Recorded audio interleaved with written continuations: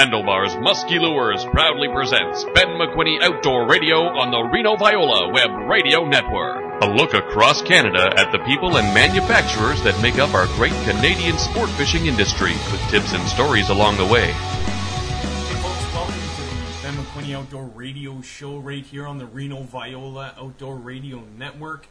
I'm on the line with Rob Paterson out of New Brunswick, and Donald is the chief organizer of Fishing for Memories. Don, welcome to the show. Well, thank you very much for speaking with me. Well, it was kind of by fluke that we intercepted each other, and you had an interesting story about how you've put together this phenomenal fishing event out in your local community. Can you tell us a little bit more about it? I'd love to, actually, and we do have social media to thank for us actually crossing paths. But Fishing for Memories was founded in 2012 after I watched the father-in-law of my tournament partner, who I fish with every summer. I watched him suffer through the late stages of Alzheimer's, and I saw the impact that it had on the family and the people around them. And my tournament partner, Jason, and I had discussed the possibility of doing something as a way of paying tribute to his father-in-law, who was also an avid outdoorsman, and a way to give back a little bit to our community as well. So we came up with the idea of doing a charity tournament or derby in support of the Alzheimer's Society of New Brunswick. So we talked about it and tossed the idea around, and it was kind of stagnant for a while, and then one evening shortly after Christmas 2011, I picked up the computer and decided to go forward and create an event and invite some people. We didn't have a name for it. We picked a date off the calendar and just started from there. Followed up by reaching out to the Alzheimer's Society of New Brunswick to get them involved. And it's just kind of grown from there, just primarily through social media advertising over the last 2 years. And the outpouring of support from the community and the people around us has been more than we could hope for, and it has just been a phenomenal experience. Fantastic. Alzheimer's is one of those debilitating diseases that affects the person's mind, and it's very, very painful for loved ones that are close by. I know it's touched our family personally, and my heart and hat goes out to you. And any way that I can be of support to this great event, you have me at your disposal, Don.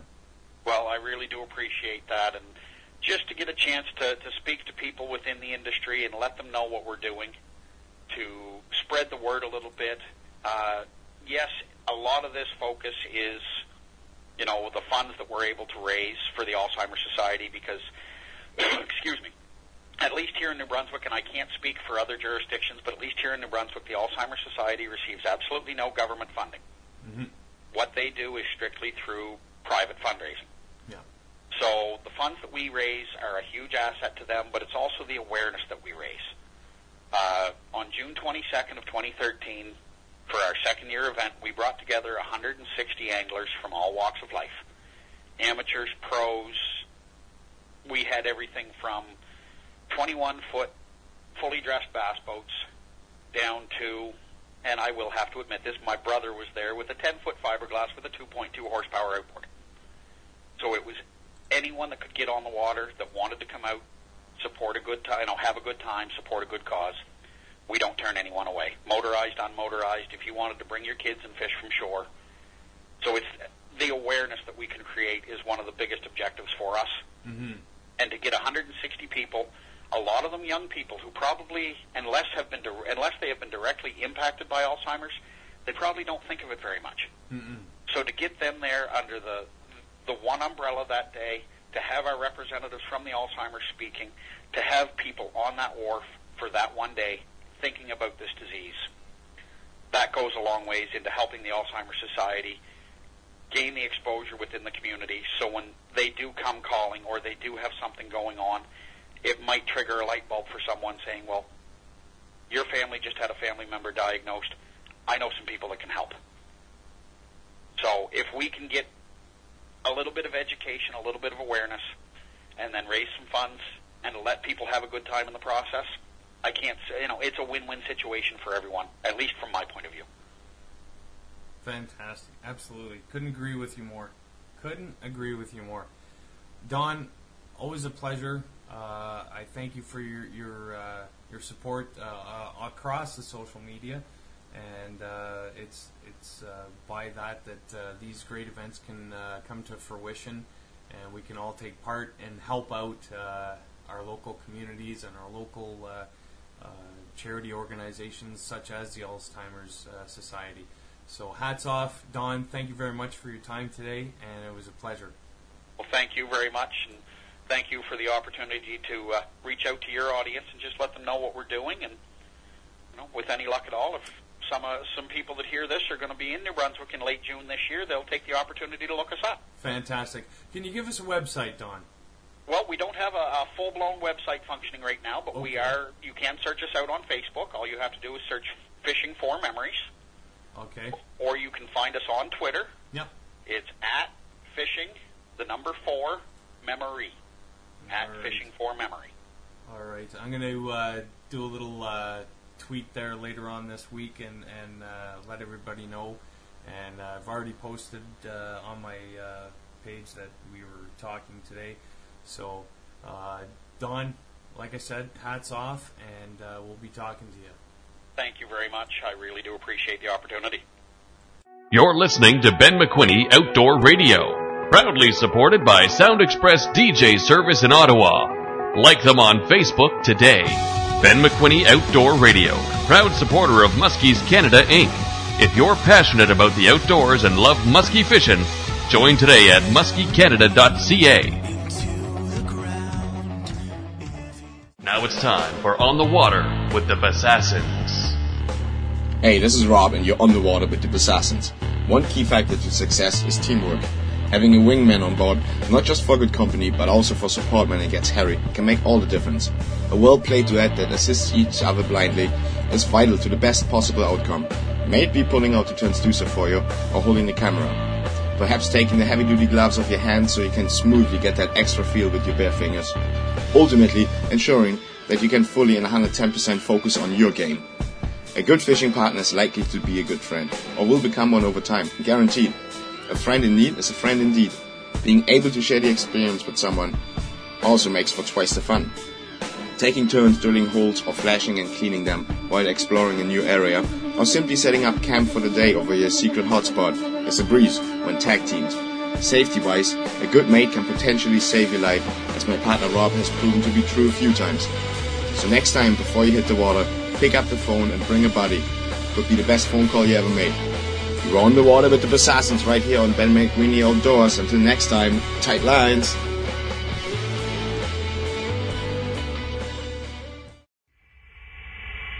Fish Bum Outfitters, official apparel of Ben McQuinney Outdoor Radio.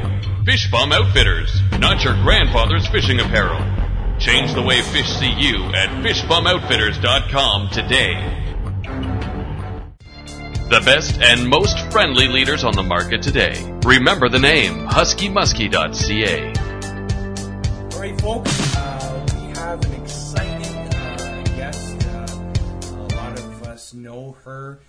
She's a wonderful, smiling face amongst the crowd. My next guest is Rosa Sharpe of Lures and Tours and the president of the Canadian Ice Fishing Championship. Rosa, thank you so much for stopping in and being on the show today. My pleasure, Ben. Rosa, this year is 20 years of the Canadian Ice Fishing Championship on Lake Simcoe, and you folks have been doing this for the last 20 years, and it is fantastic. I've seen bits and pieces here and there all this time of this sensational ice fishing extravaganza. Can you tell our listeners a little bit more of what's going to take place this weekend? Absolutely. I just want to go back a little bit about the history of the Canadian Ice Fish Championship. Mm-hmm. 22 years ago, actually, there was the World Ice Fishing Championship held on Lake Simcoe. And when the people came from all over the world, right, wherever there was ice, they had the tournament in Jackson's Point, and they did very well, where our people didn't. So out of a bit of embarrassment, they decided to create their own, and they started 2 years later in 1994.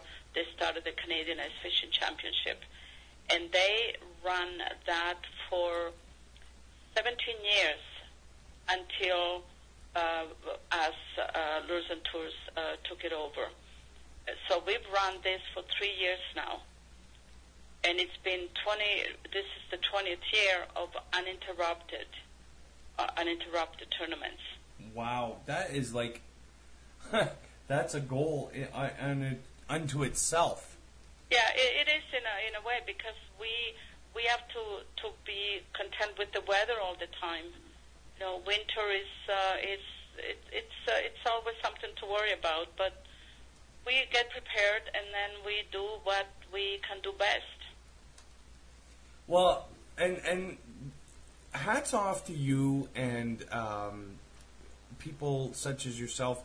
I could on one hand rhyme off several other organizers and chair people and presidents of these events, and it takes an enormous amount of planning, and your whole year is booked up with planning this one weekend event, and it's phenomenal. Not only that, but you have to coordinate all the media as well for this event, because it is such a grand spectacle. The news is there. It's a big thing, and I'm pretty excited to be invited to come down and share in this. We'd love to have you there, Ben. It'll be a pleasure, and it'll be a learning experience for all of us. So can you tell us, for somebody who's interested in registering and coming down and partaking in the event, what are the steps that they need to do to get involved with this sensation? Okay, the event, it's a 2-day event. So 2 people sign up, so they can go to CIFC.org, and there they find all the information. They can sign up online, and they can pay online through PayPal. And from then on, we just do. So that's a very easy thing to do. Then it's a 2-day event, but it's a 3-day preparation, but it's a 2-day event. So Friday night there will be registration. Then Saturday morning there is the takeoff. They fish for 6 hours. Day 1 is perch, so they fish on shallow water. And 2 o'clock, everything is over. They go and get some. They come back and get some lunch, and then we meet at the hall in the evening. And then on Sunday, day 2, is Big Fish Day, and they go a little more out, so it's deep water, and they fish for lake trout, whitefish.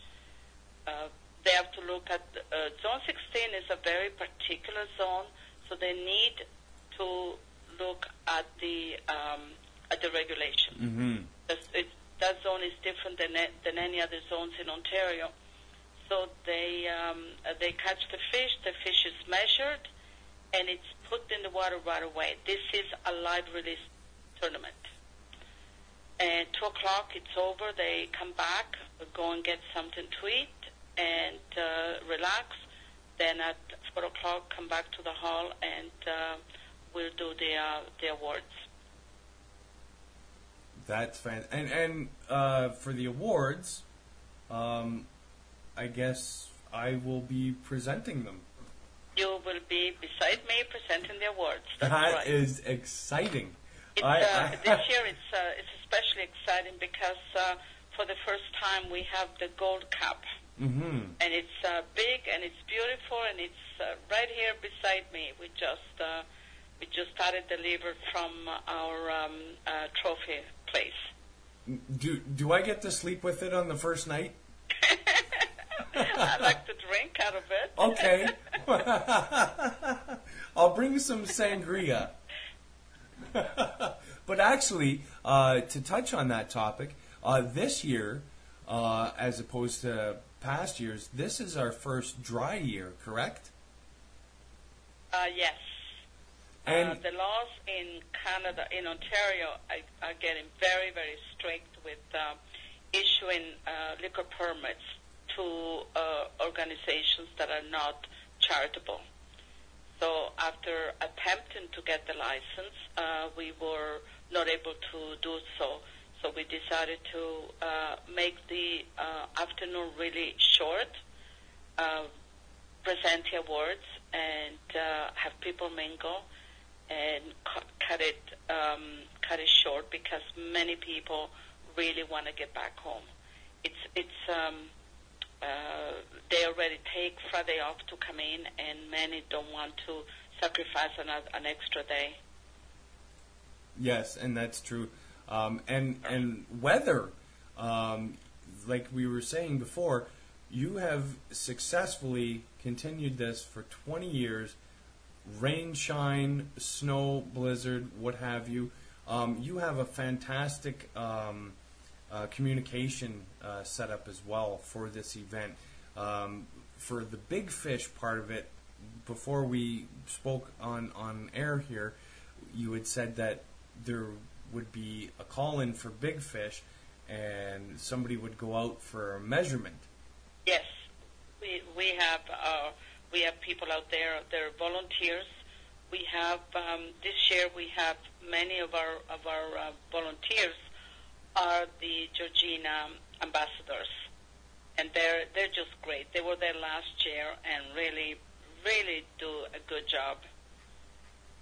But the biggest part of this tournament too is the sponsorship that we get. It's the industry and the businesses that put out so many great products to give away. Mm-hmm, mm-hmm. Even though today it's a little tough to get cash, because business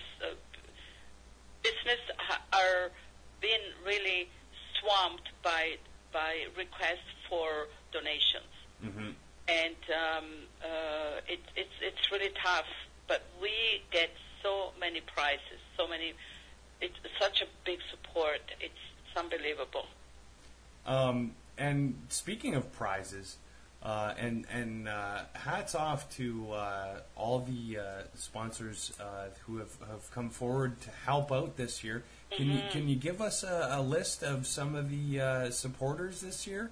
Yeah, absolutely. We have HT Enterprise that we got a truckload of products there, and we have Rapala and Pure Fishing, Sail.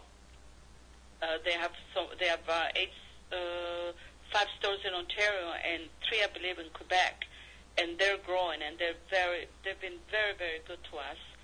And even some of the local places like Canadian Tire in Keswick, they've been very generous. Then the list goes on and on. People business that are not even in our industry are coming up to sponsor the event. So it's really nice. And not to shirk on any responsibilities, I would take this opportunity right now to thank the folks at the Briars who have coordinated with you to I guess host me for the upcoming event, and in which I'm very excited to meet the folks there and take in the sights and sounds of that beautiful establishment. And they've been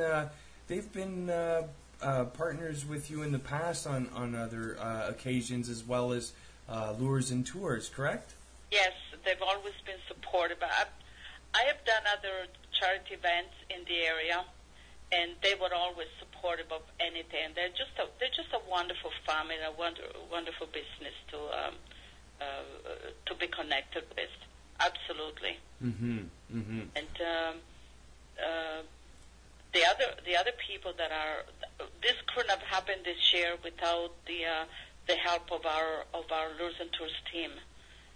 The people working here are absolutely wonderful, and I have to say thank you to Susan and Heather. They were my left and my right arm, and including my husband and our daughter is here now. So this is becoming now a family thing. And you know what? I share this opinion with several of my friends in the industry, and it sounds foolish, but fishing brings the family together, which fixes the nation. Doesn't it, though? Yep. That sure is. I said people, the families that fish together stay together. Yep, absolutely. It definitely is. If you want to stimulate your community economy, hold a fishing event of some kind. Yes. It will stimulate your community like nobody's business. Just for example, Peter Seto, back in the beginning of this month, was able to raise funds for the local food bank. And those are just some of the ways that our industry can give back to our communities in which we come from and enjoy our fishing recreation. I followed Peter's show, and in fact, I saw him a couple of days ago, and I really needed to congratulate him because he did an incredible job, and there was just so much going on. Every time I turned on the computer, there was some message coming in. Mm-hmm. Really mm-hmm. good. It was really good. I put in having the media work for him. Yeah, absolutely. There was so many people there snapping pictures and whatnot. I had no idea, and it was just a great time. There was lots of kids, husbands and wives, Mm-hmm. Younger teenagers. There was something for everyone there, and it was just an all-around great family affair. And that's what the Canadian Ice Fishing Championship is. It's something for everyone in the family to come out and do and have a good time, win some prizes, and, catch some fish. The interesting thing is that even though this event is getting to get so much popularity across Canada and the northern U.S., it is a tournament that can be enjoyed by the professionals and the amateurs. Mm-hmm. There is something there for everyone, and people that have fished for a long time are always so helpful to help the new ones to get involved in. So it's good. Fantastic, Rosa. I'm already losing sleep as it is since we spoke at Family Day at the Spring Fishing and Boat Show. I can't stop smiling. People ask me, Ben, why are you smiling so much? And well, there it is, folks. Ben McQuinney Outdoors and Ben McQuinney Outdoor Radio will be at the 20th annual Canadian Ice Fishing Championships with Miss Rosa Sharpe presenting awards at the awards ceremony. Rosa, thank you so much for taking time with me and to tell our listeners about the upcoming event. Thank you so much, and we look forward to having you up here. Thank you. Can you give our listeners a quick website to log on to so that they can register for this fantastic event? www.cifc.org. Perfect. Well, Rosa, take care, and we will see you. Okay, thank you so much. All right, folks, welcome back to Ben McQuinney Outdoor Radio, right here on the Reno Viola Outdoor Radio Network. My next guest I met at the recent Toronto Sportsman Show, and he's definitely got a lure that's taken on a lot of interest in a short period of time. My next guest, Sheikh. Cam, welcome to the show. Thank you very much. Hello, everybody. The Kamooki smart fish. It is absolutely smart. Tell us about it. Well, it's a bait that I've been working on for 13 years now or so. The process has ebbed and flowed at times, but I think we really got something here. I've basically put properties into a bait that I've never seen before, I've never experienced before, and these properties now are within the angler's hands now to do with what they wish. You know, I have a crankbait. I don't even know how to classify it, and other people don't really know how to classify it when they get into my booth or when they see this bait. It's a bait that retrieves like a lipless crank with a very tight wobble, not pivoting throughout the body, but actually on its nose getting in a tail wag. It's a bait that you could bottom bounce along the bottom like a jig, you know. Mm-hmm. It's a bait that one can vertical jig through the ice or in the open water. I think what really sets this bait apart is its ability to stand on one contact point on bottom structure. Awesome. Yeah, it's a marriage of two different densities and it's one point where the bait will stand on. Mm-hmm. And it is so precision engineered that I can actually make this bait stand on the blade of a knife. Well, and that's the thing. The tank had you'll see it on my feed, folks. It had, if you haven't already, but it had various structure areas to mimic what we as anglers have to deal with. And I was watching it, and it was on the ball, literally on this small ball that he had suspended in the tank, and it fell off, and it landed perfectly nose up, or nose down. That's just right. as it was when it was on top of the ball. I was like, this thing is amazing. Thank you. So, go ahead. The idea of an ultimate bait like that is to be able to fish it in any condition. Like, what are we as anglers able to do with this bait? Well, you got a go-to bait, just right out of the gates. You got a search bait. Any application that you'd have for a crankbait, a lipless crank, a rattle bait. Now you've got this smart fish. You can throw it around docks. You throw it around weed lines. You're working open water structures. You know what I mean? You're cast and retrieve whatever speed you want. It even can be slow trolled. Mm-hmm. You know? It really will hold its tight pattern. In situations where you want to let that bait go down and start working some bottom structure, you don't have to cut and tie the next bait on. It's the same bait.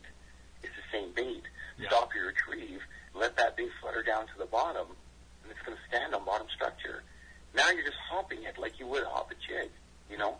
And as it's bouncing along, from one bounce from point A to point B, it's going to have that rattle bait, shaky side-to-side action as it bounces down along the bottom. Mm-hmm. You know? The same kind of action that you'd have on that straight retrieve coming back, the side-to-side type wobble, now you have from going from point A to point B on bottom structure. You know? Yep. So the applications, I don't even know. They sound endless. Different ideas in mind, and I'm being approached by pros and novices and people who just go out and fish for fun, and they're telling me different applications for this bait. Mm-hmm. Absolutely. Well, like I said, previous to coming on air here, it is the ultimate bait. Like, you can literally fish this thing, folks. If you didn't get a chance to see it, look it up, Kamooki lures, and this thing is phenomenal. I cannot get over it. I'm absolutely blown away. Now, you did, however, show a little bit of force for Canada in ICAST last year? You bet. Last year, I thought we were ready, and I wanted to kind of show my bait to the world, and we went to the ICAST, which was in Vegas, and had to set up a little booth there, and I was just off in the corner, and it was an absolute mind-blowing response. As far as the people around me and myself, I couldn't believe it. I mean, we had everybody come by, even the major manufacturers, even our, the giants of the industry. They came by and they were just scratching their heads. They were asking if there was magnets in the bait or how this bait did what it did. It was fantastic. But the most important thing is I got some fantastic feedback from a lot of those folks, and I implemented it. I had a different hook on that bait before, and I changed the hook to a premium hook. I had lead in the bait, and we removed all that. Mm-hmm. It's a lead-free bait. I mean, our motto is eco-friendly, fish deadly. That's a zinc blade that you see on the bottom of it. It's not a lead. It's not a lead core in there at all. It's a natural material that you're using to be eco-friendly. That's fantastic. Hats off. Well, my background, I'm an environmentalist, a catch and release kind of guy myself. This was important to me. This was important to me, you know. So I think North America will go that way eventually to be a completely lead-free continent at some point. So wanted to be up there, and we wanted to show that everybody that you can make a bait and you can use it with a lead. You know, you can't make these things without lead. So. Mm-hmm. Yeah, and there again, there's all these arguments and opinions out there, and it just takes one person to come along and say it can be done.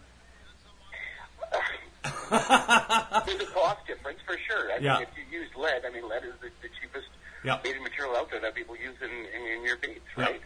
I think we have to look beyond that point of expense at this point, you know? Yeah. Yeah, absolutely. Well, it's our environment, and as anglers and consumers, we have to understand what we put into the water. We literally put into our bodies.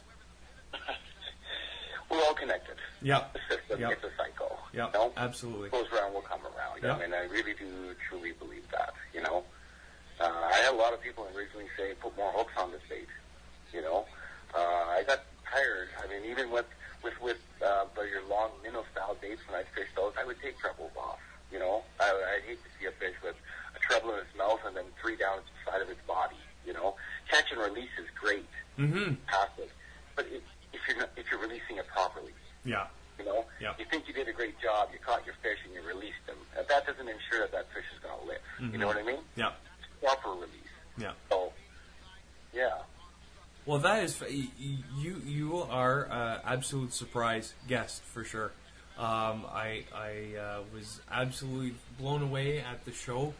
Your family gave me a warm reception, which I thank you for. And the lure is absolutely phenomenal. I can't wait to piece together our episode for Ben McQuinney Outdoor TV. I'm just reviewing it right now as we talk, and it looks fantastic. Your product is due to launch when? I'm a couple of months. I have a product on the press right now that's coming, and we're expecting the product to be here in May. I wanted to be here before your open water season. The demand has been so huge that I think we're going to start pre-ordering next month. So once the product gets here, there's going to be a constant flow of product. Just please bear with us. You can go to kamooki.ca. You can see the video, everything that Ben here is talking about. We do have a pre-order list that will be going up very soon. Or you can follow us on Facebook, and we'll keep you posted as of when the date will actually be available online. Now, people have asked me, is it only online? Well, for now, it will only be online. We're exploring a few options, but I don't want to limit anybody anywhere from getting this bait. If you see it, you like it, you can just go online, and you can get it from us. Fantastic. Fantastic. Cam, pleasure. I look forward to fishing the Kamooki Smartfish this summer. Thank you so much, Ben, and thanks, everybody. Out here, the choice is clear. Angler's Choice. Visit them today at anglerschoice.ca.